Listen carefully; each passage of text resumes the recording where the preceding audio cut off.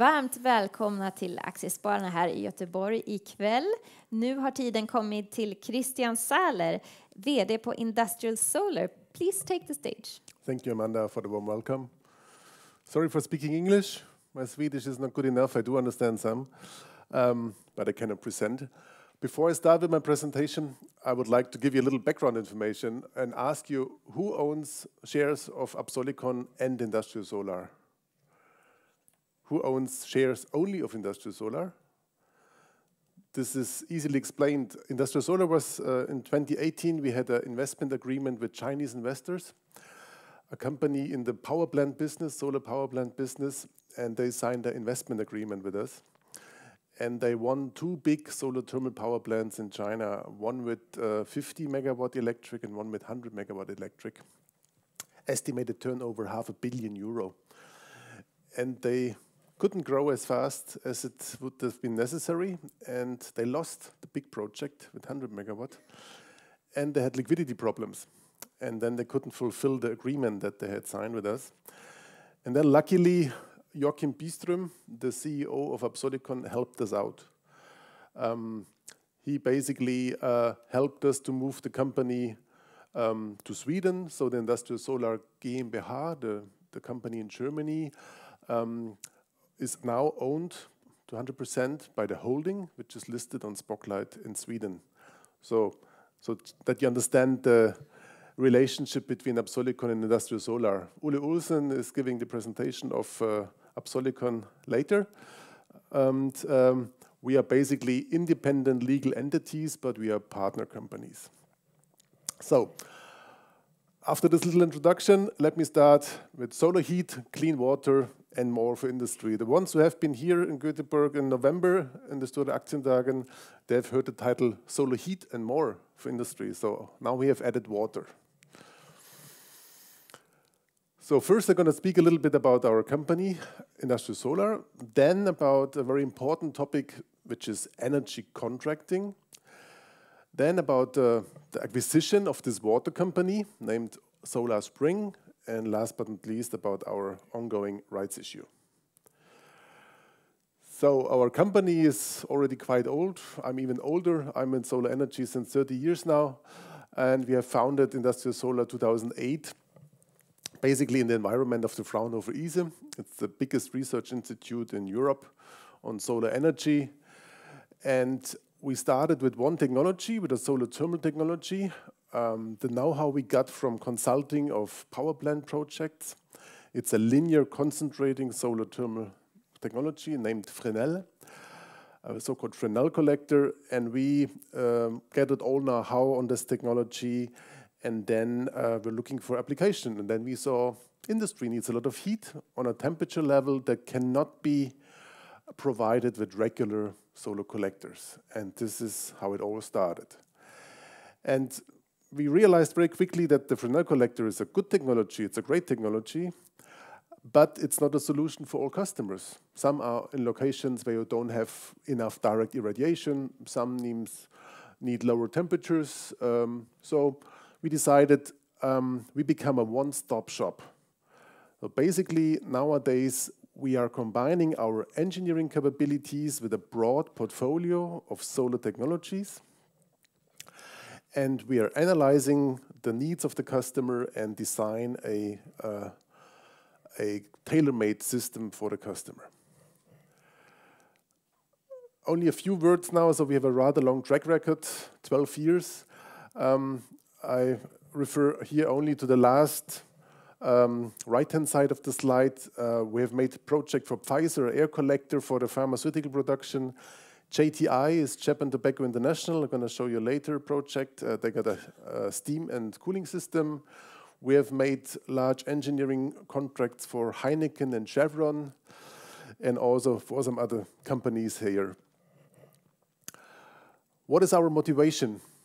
Why? Amanda already explained that a lot of our carbon emissions stem from heat applications. So it's not only electricity or our transport driving our cars, but a lot of the fossil fuel is burned just to heat up something. And industry is one of those big consumers of fossil fuel, and they need a lot of heat most of the people think electricity is the most important form of energy. But if you look at the energy demand of industry, which is actually 1/3 of the global energy demand, there you see that they need only 25% electricity and 3 times as much heat. And this is exactly the point where we attack. So in the past, this heat was provided with fossil fuels. The factories have big boilers fired with gas or oil or biomass. And in the future, we can cover a good part of that heat demand using solar technologies. It can be our Fresnel collector, it can be the Absolicum parabolic trough, it can be flat black collectors.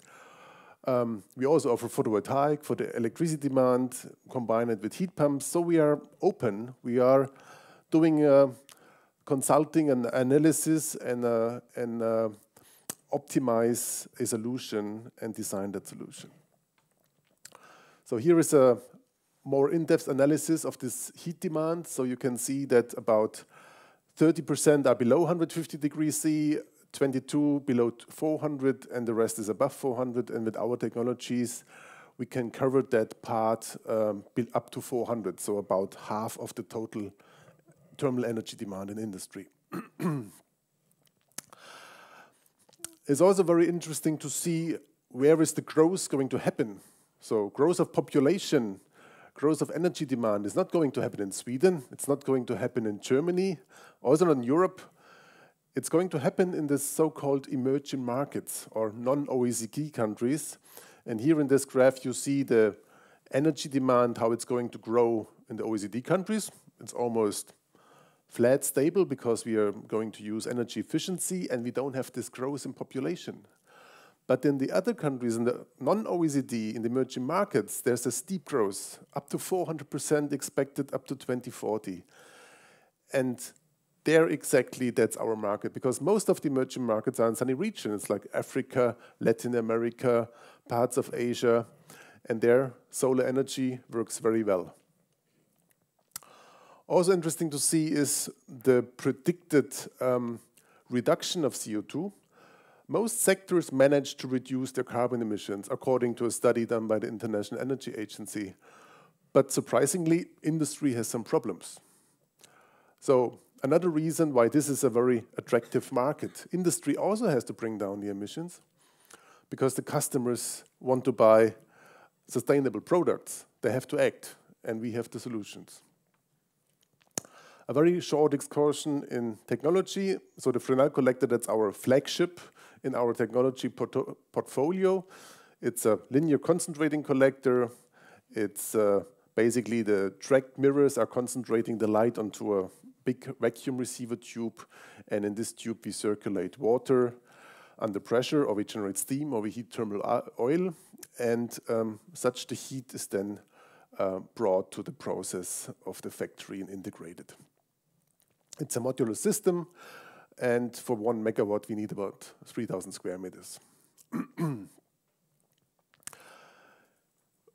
It turned out that it's very important that we can generate higher temperatures to integrate our technology in the industrial system. So the most valuable thing in a factory is the production line. I have to make sure that my products always have the same quality. If I produce beer, the beer has to have the same taste this month, next year. So there must not be any overheating or something unpredictable. And with our technology, we are generating high temperatures, and we're not tackling the process. We are connecting at the boiler, at their heat source, because we can provide heat at the same temperature level. If you try to integrate in the production line and try to integrate low-grade heat, then you have to dismantle the production line, have to integrate heat exchangers, and you have to tackle with the production line, and the customers don't like that. And this turned out to be a very good USP for us. That's a photo of one of our installations. Here you see how such a collector looks. You see the primary mirrors on the bottom, and on top, you see the receiver with the secondary mirror.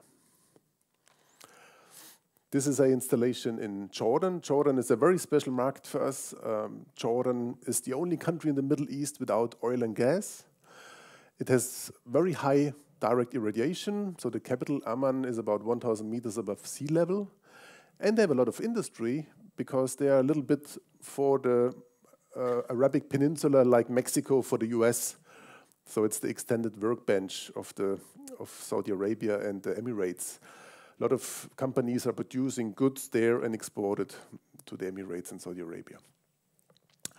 And energy is very expensive because they have to import everything. I think 96% is imported. When we started our activities and we won the first project in Jordan, the price of 1 liter diesel was at €1. The price a factory pays to burn it for the heat generation. So we reached in a very early phase with no economy of scale, rather expensive technology, we could reach payback times of 5 years. And this system was the second system in Jordan. It has a reasonable size, 700 kilowatt thermal. We are generating steam with temperatures up to 225 degrees C.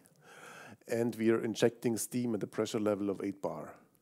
And integrating a solar steam system is very nice because you basically just have to cut the steam pipe in a certain place, integrate a T-piece with a flap and a controlled valve, and then you can inject steam in the system. And when you can keep the demand pressure, then the burner in the fossil-fired boiler just doesn't start burning. So it's a very simple integration. It's working very nice. You can see more about the system on the internet, on YouTube. There is a new video, a documentary, a TV documentary, and there you can also hear statements from the people that operate it. The next topic is energy contracting. Basically, all people from industry that we meet say, yes, we like your technology. We want to be carbon neutral in the future. And then you talk about money and say, I don't want to invest so much money. I have to focus on my core business. I need my liquidity for my core business. I don't want to invest in energy infrastructure. And at the same time, there is a lot of money out there, a lot of capital that wants to be invested in green technologies and sustainable technologies. And we are about to match those financial investors with industrial customers to kickstart that industry.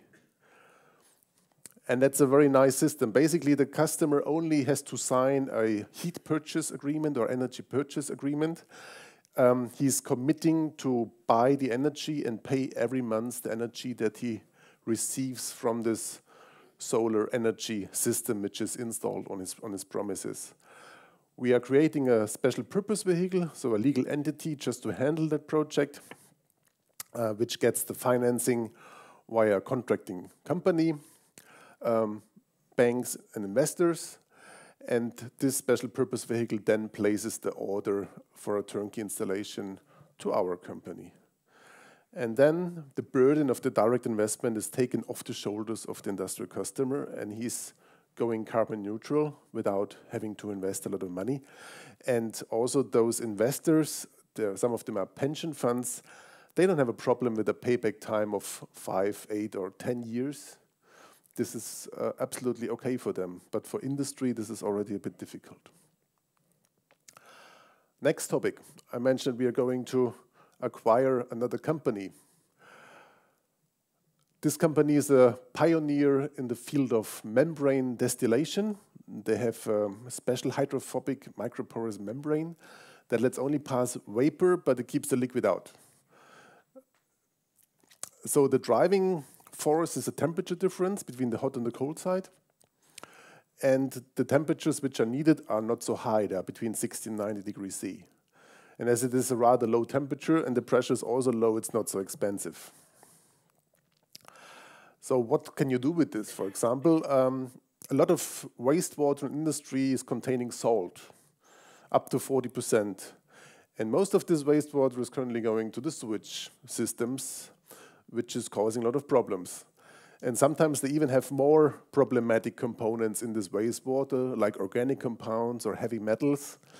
And all over the world, the wastewater regulations are becoming stricter and stricter.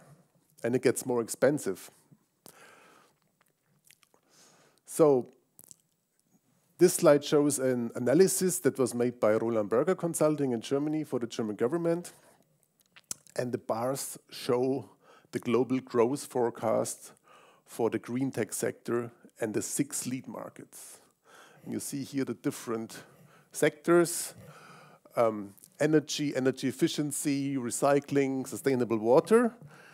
And now, together with SolarSpring, we can basically cover the most attractive ones.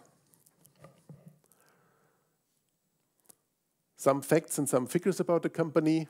They have already reached the break-even. They had a turnover last year of €500,000. And what they need now is an investment in a fabrication tool for their new RWeb technology. And with this, they will bring down the production costs, and this will open the market then. They have made already a couple of references. Some examples here. This is only some selected examples. It's not a complete list. Metal plating, they're recovering acid and copper from the electroplating solutions. Steel pickling, they're recovering acid. And last is really like a dream. You have a toxic wastewater with gold and cyanide, and they're taking out the gold. Basically, you have a waste which is containing something valuable, and with this technology, you can take out the valuable components, recycle them, the gold in this case, and you even have the clean water. So why are we doing this? Why do we want to buy the company? First of all, it's a good opportunity. It's a very rapidly growing market. This technology they have, the membrane distillation, is thermally driven, and we are doing thermal systems. The temperatures are not very high, so we can basically use waste heat from processes in industry. And it's very interesting to see that most of the companies that need heat for their production also have water. And so we expect strong synergies in marketing and sales, and we are broadening our holistic approach, our one-stop shop concept. So we don't want to sell one technology to industry, but we want to come to industry and say, what's your problem? Can we help you? And then they say, we need clean energy, we need clean water, and we have to clean our wastewater, and we have a complete set of solutions.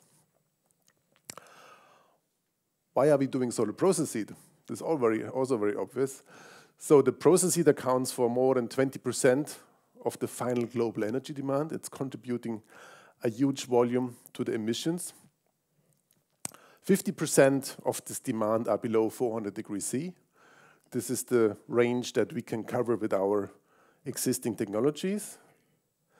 The market potential alone in the European Union, estimated by the International Energy Agency, is about 100 gigawatt just in Europe. And the market is at an early stage, but it's gaining momentum. So we are receiving more and more requests, and we feel the effect of this climate change discussion that really everybody understands that we have to act. So our solutions are turning from a nice to have to a must have. So, as I said, we are currently doing a rights issue. So all the shareholders will receive a letter soon. I think it's going to be sent out this week. What are the main reasons? So there are more reasons than those 3. But the main 3 reasons are the acquisition of the company SolarSpring. This is actually done with a share deal, but we have to inject some working capital. We have to co-finance several public-funded R&D projects. We were very successful with the acquisition of R&D projects. We are in 2 consortia of European-funded R&D projects, and one has a funding volume just for us of €1.5 million, and the other one is almost €500,000. And there are a couple of other R&D projects that we most likely will receive this year, and we have to co-finance them. And we also want to co-finance some heat purchase agreement projects because the financial investors, they want to see the commitment of the technology provider. So by co-investing in those first references, we are going to attract more financial investors. Yeah, when you look at the media, you find the horrific news like burning Australia or heat waves even in Scandinavia. But sometimes you also come across some good news, like European Union is laying out a €1 trillion plan to support a Green New Deal. Or this graph here below shows the volume of divestment, fossil fuel divestment. And the numbers are reaching volumes which are hard to believe. It's like 13 trillion euros or dollars. So there's a lot of market, as I said, on the market that has to be invested, and we are offering the solutions. So in each of us, we cannot solve the problem, but we can decide if we want to be part of the problem or part of the solution. And I hope that you're going to be part of the solution together with us. Thank you. Tack så mycket. Tack så mycket, Christian. Of course, we want to be part of the solution, right? Hope so. So, first of all, I mean, of course, you have been, this is probably mostly what you've been talking about, but when you, I mean, you're the one in this room that invests more than anyone in this company. You're investing your time and your competence. And I'm wondering, what was it that got you hooked on this? It was in the very early days when I studied physics, I came across solar energy and was looking for something really, how to say, tangible, and I didn't want to work on elementary physics.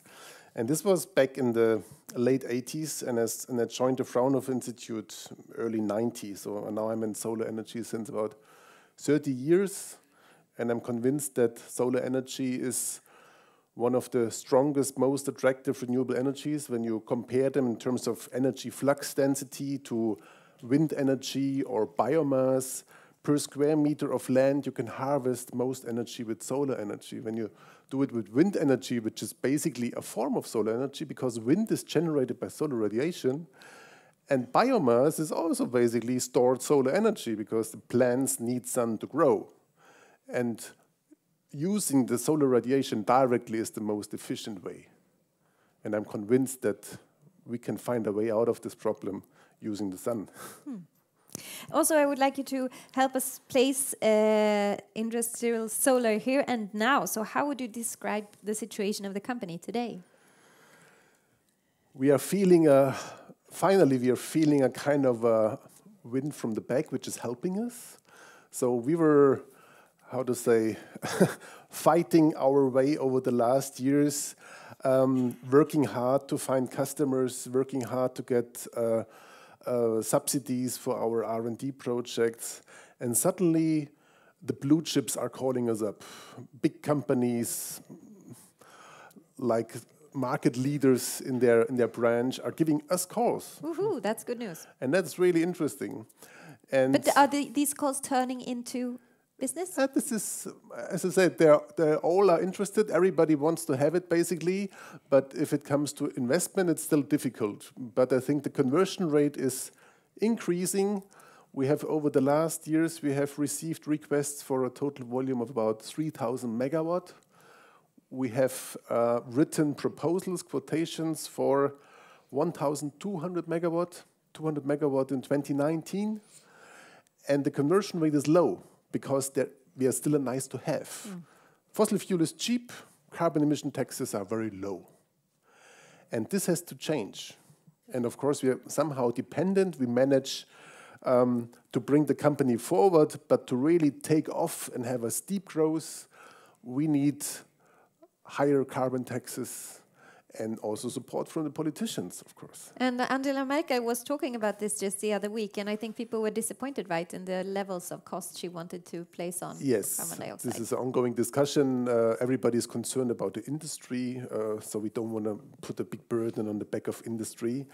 And the price of carbon is still too low. There are some studies from Switzerland that state that a ton of carbon dioxide should cost like €150. And in Germany, we started like with €10, and now they want to do 25. So we are still far away. But if we have €25 now, it's better than nothing. Because if a system from us is like avoiding 1,000 tons a year, it's another 25,000. It's already affecting the payback time and the return on invest significantly. Yeah, another 25,000. They could invest in you, I guess. Okay, so let's let the audience in, and I will repeat your question before you get to answer. Does anyone have a question? Vi har fått 2 frågor från någon som har smsat in här. Yeah. Hur är livslängden på solcellsriggen och hur hanterar företaget slitage och yttre påverkan såsom Sandstorms? So what is the life, how long is the life of your product? So as that we have a product portfolio. The flagship product is this Fresnel collector. And as every sustainable technology, you have to design the product for a long lifetime. If it's a product like a plastic bag that you use once and throw away, it's not sustainable. And such a technology like our solar collector needs a lifetime of 20-25 years. And our design lifetime is 25 years. We're using special glass mirrors. We're using stainless steel. We're using aluminum. We're using galvanized steel. And we're taking care that the product can really reach that lifetime. And there's a nice story. We built one of our first projects in the early days in 2008 was in Spain, in Sevilla. And now, last year, so 2019, 11 years later, a potential customer wanted to see that old system. And we were kind of scared, oh, he's looking at this old system. We don't have a maintenance contract. We haven't done maintenance there ever. And he managed to go there, so the system said, wow, it still looks good after 11 years. Perfect shape. Yeah, that's good. And that was also the second question, I think. How do you handle the systems being worn down by, like, was it sand or?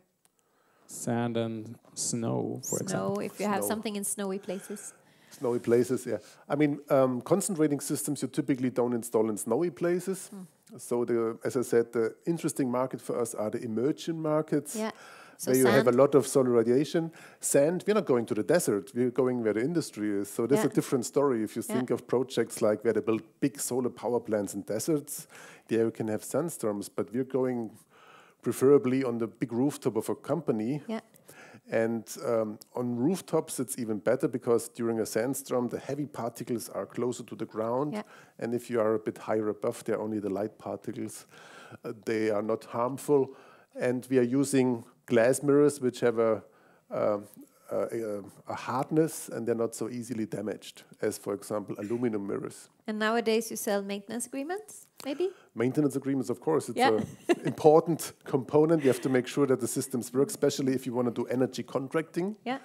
You have to do maintenance, but it's not a lot.